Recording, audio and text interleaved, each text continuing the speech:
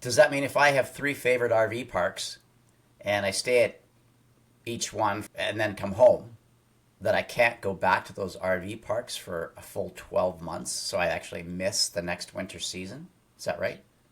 Yes, that is the potential. Welcome to Snowbirds and RV Travelers Travel Thursdays, where we share the best destinations, travel tips, trends, news, and reviews that make this the absolute best time to be an RVer. Enjoy the show. Please share it with your friends and take a moment now to like, follow, and subscribe. You can catch up on previous episodes at rvpodcasts.com. Hey, here's an exclusive offer for Snowbirds and RV Travelers listeners. Golden Village Palms RV Resort is a welcoming retreat for an active lifestyle. From dining to recreation to shopping, everyone enjoys this pet-friendly RV resort. Now, if you call 1-888-RV-STAYS, that's 1-888-787-8297, and use promo code Snowbirds, you can have a discounted monthly rate of just $749 for stays through April 2024. Spend your days on the pickleball courts, relax by the pools, work out in the fitness center, or enjoy one of the many daily resort activities in sunny California. Dyana Kelley is the president and CEO of the California Outdoor Hospitality Association, an advisor to the American Glamping Association. She holds a seat on the board of Cal Travel and is a member of their Government Relations Committee. As leader of one of the nation's largest state associations, Dyana is focused on supporting and promoting the California Outdoor Hospitality Association member parks, while also creating unity within the outdoor hospitality sector. She works tirelessly to ensure that outdoor hospitality is a valued and recognized segment of travel and tourism nationwide. Hello, Dyana, and welcome to the show. Thank you so much for taking the time to speak with us today. Well, thank you so much for having me. That was like quite a mouthful. Well, I'm really glad that you reached out to us about this. But, help us understand a little. What are the current federal rules regarding Canadians visiting the USA in any given 12-month period?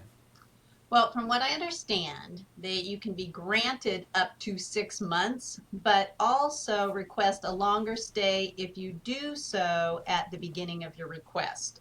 So once you're here in California, it's more difficult to go back and say, hey, I want to stay an extra 6 months or I want to stay an extra 3 or 4 months. But if you do so up front because you know you're going to want to stay longer, it's a little bit easier to do that at that point in time. Does California have legislation that further restricts park use for campers, RVers? Yeah, so what a lot of people don't understand, and as the California Outdoor Hospitality Association, what I do is represent California's RV parks and campgrounds all up and down the state. All different sizes of properties, all different types of properties. California's RV parks and campgrounds are regulated through housing, so through the California Housing and Development Department. It's a state agency. And within that, there are a lot of regulations governing how we operate. And it can be everything from length of stay restrictions to how much space you can actually occupy. So, as a traveler, you may think this is my lot, I can do whatever I want with it, but you are actually regulated on how much of that lot you can actually occupy. So, there's a lot of regulatory involved, more than most people would think. What is the proposed legislation and how Mhm. is it different from what currently exists?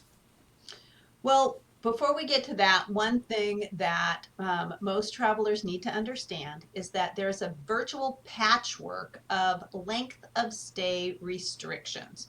What that means is that every park, every community, every local agency can designate how long someone's actually allowed to stay in an RV park. And that can be, like I said, it's a patchwork, right? So it could be coastal commission has designations, local agencies might have designations, there might be land leases involved that have designations. So there's no one set bit of regulations that tell you how long you can stay on a property. It's fair to say that people should definitely have a good look at the website and read through that page of rules and regulations because it's not all the same. They may have been to a nearby park, but this park is under different legislation and has different rules. Absolutely, 100%. Yeah, really, really important to inform yourself up front.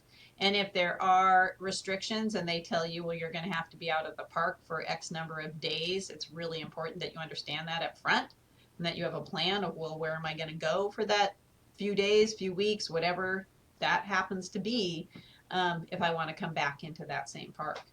And then Yeah. what does that look like? If you are in a park for 6 months and you go out for 2 weeks, but then you want to come back in for another 6 months, you're probably not going to be able to. You're only going to be able to stay in that park 3 months, right? So um, Right. there's some things like that that you really need to understand, and hopefully the park owner helps you navigate that. But yeah, it's important to know Yeah. ahead of time. An assemblyman in San Diego, so in Southern California, decided that he didn't like this idea that some people would stay in a park for a period of time, go out, and come back in and re-register. He looks as that as a way for RV park owners to prevent residency, because under our residency laws governing RV parks, if someone stays in the park 9 months, 9 consecutive months or more, they become a resident. So when you say residency, what exactly do you mean by that? Like as a resident, it turns you into a resident. Yeah, so after 9 consecutive months in a park, when you have residency, there are different laws that apply in terms of removals and evictions. So if for some reason somebody needed to be removed for the park because of rule violations or they weren't paying rent or something like that, there are different laws that apply, much to someone who might be staying in a mobile home park. It's very similar to that. And that's not the way RV parks were designed, right? They weren't built for permanent residency. So to maintain that transient occupancy is really important. And we want to keep those sites open for travelers, right? If suddenly we have people that aren't leaving and you're coming in and now you can't get in and you had a reservation because I've got people in there that aren't leaving, that presents a big problem. So obviously, parks don't want to be residential parks. They want to have people coming and going. And so they do their best to make sure that we never get to that stage. And this assemblyman decided that if somebody really wanted to live in your park, they should be allowed to. So they should just be allowed to stay. To be honest, some of those parks that your snowbirds visit, they like the idea that people can come and go and come back and go to another park and come back to their park and have that flexibility. And this would really limit that. Does that mean if I have three favorite RV parks and I stay at each one and then come home, that I can't go back to those RV parks for a full 12 months, so I actually miss the next winter season? Is that right? Yes, that is the potential. The other piece of it is that the burden of proof to show that no, I'm not preventing residency, this person is traveling, ends up being on the RV park owner. So, in order to prevent future problems, most RV park owners would say, well, you can have one stay and then you won't be able to come back for 12 months because they're obviously going to want to protect themselves and they don't want to start getting into any gray areas. They can't make an exception for, say, somebody coming from Canada over, well, this guy lives here in town and he just wants to try and weasel his way into a nice spot on the beach, right? So it would really limit what the owners would be able to do. And they would be afraid of taking, that risk for sure. It sounds like it could be confusing to snowbirds, Canadians, and the northern U.S. Mm-hmm. folks. Um, it could cost California a lot of money if people say, I'm just not going to come back again next year, or I'm going to go find a new park in Arizona, for instance. Mm-hmm. Yeah, it could cost California, I think, a lot of money. What do you think? Oh no, absolutely it could. I have a park in Morro Bay, for instance, and they support a lot of snowbird travelers. And those people, like you said, they make their reservations a year in advance and they want to come back there. That also helps Andy carry that park through the winter, right? So he can keep that park open all year long. If this goes into effect at some point in time and those parks lose that business, we could essentially lose a lot of RV parks. They could start shutting down. Not to mention the tourism dollars that the snowbird travelers bring in. It's not just what they spend in the park, but they spend money in the community. And we also, the local destinations lose out on the tourism occupancy taxes that they pay here in California. So oftentimes when they make their reservation, that first 30 days, those 30 nights of stay go into the tourism occupancy tax for that local designation or that local destination. And they lose out on that too. So it could be very substantial in several different buckets for sure. When do you think this could be enacted, this legislation? Well, it was voted on in the Senate Judiciary Committee just this past Tuesday, and the senators saw the writing on the wall and actually voted it down. Senate Judiciary is legal, so they were very, very smart in cutting through some of the red tape of this. However, they did offer the Assemblyman the opportunity to bring the bill back in the spring. And I fully anticipate that he will bring it back. I don't know what it's going to look like at that point in time or if he's going to be open to working with us on it. They did suggest that he work with opposition, but that remains to be seen. And it remains to be seen what it would really look like. But I do think you're right. If those travelers are confused by where they can go and how long they can stay and what the regulations are, they're likely to go to Arizona. It's a much more flexible, destination for things like this, and that will end up really hurting us in the end. Now, is there any possibility? So, for instance, I have reservations in Coachella. Is there any Mhm. possibility that my reservations might be canceled because I was there last year? Not at this time. I would not anticipate that. But knowing that this is somewhat pending legislation, I think the RV parks and campgrounds are really going to have to rethink some of their policies and practices, so that if this should come down or if we see that we are now more in the limelight on some of these housing issues, we might have to make adjustments to kind of stave that off. And that's unfortunate. I don't think that RV parks and campgrounds should be used as an answer to the housing and homeless crisis here in California. And it feels a little bit like that's what this bill would be pushing us into. You're absolutely right. I really didn't understand why they would sort of limit or make it hard for people to RV in their campgrounds. But now I see his goal is to use RV parks to solve homelessness, providing sort of cheap accommodations for people that can't afford anything else. Aside from our snowbird travelers, oftentimes, and you guys probably run into this in parks that you're traveling in, we have traveling nurses, we have traveling doctors. In our fire prone areas, as you know, in California, we have a lot of that. And right now we have PG&E line workers that stay for months and months at a time. And sometimes those contracts get extended, and we want the option to be able to allow those people to stay in the park without necessarily becoming a resident, because that's not the intent, but to allow them to still get their job done or to stay for an extended period of time if they would like to. Diana, what can we do as RVers and campers, and not necessarily Canadians, even Americans, uh, and perhaps they're out of state residents, because really that's our audience. What Mm-hmm. can we do to sort of help ensure that this legislation is not passed?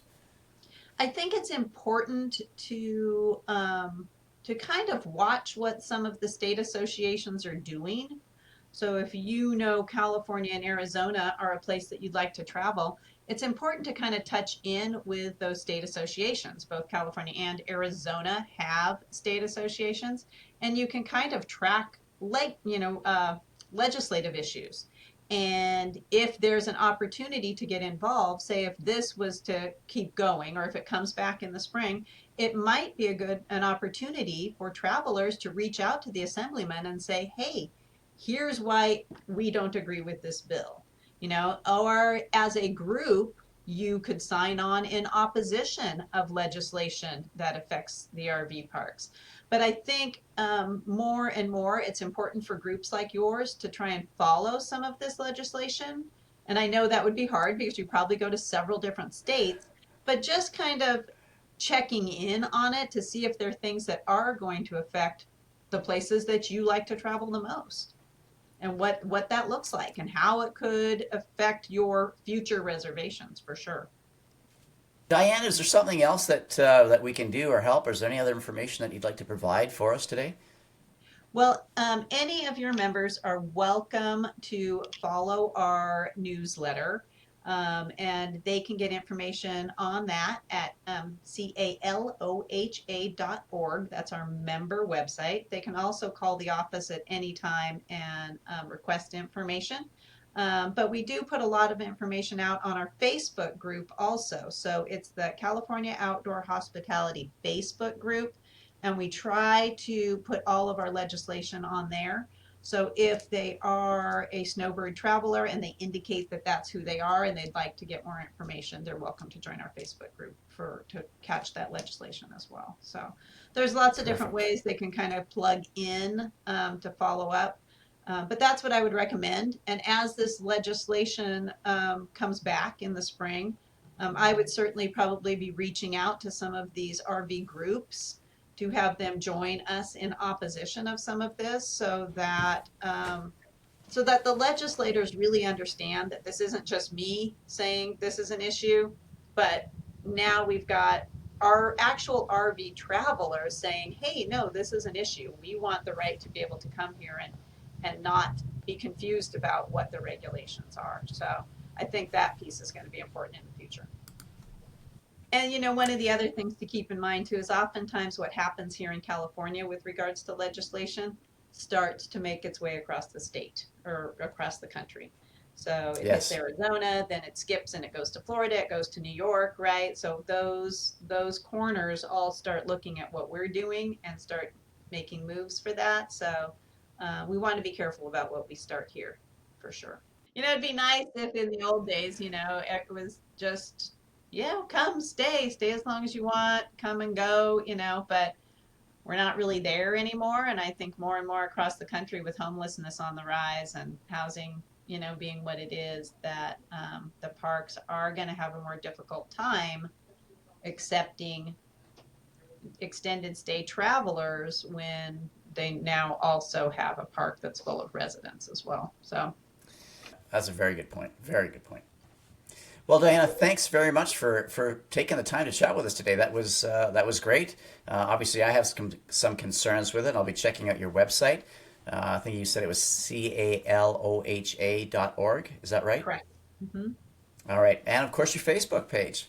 Hey, it was a pleasure. Thank you so much for taking this on, for sharing the information, for getting your group involved, and for allowing me to share some education about the backside of an RV park and what that looks like. Yeah, you're very welcome. Let's do it again. Okay, absolutely. Take care.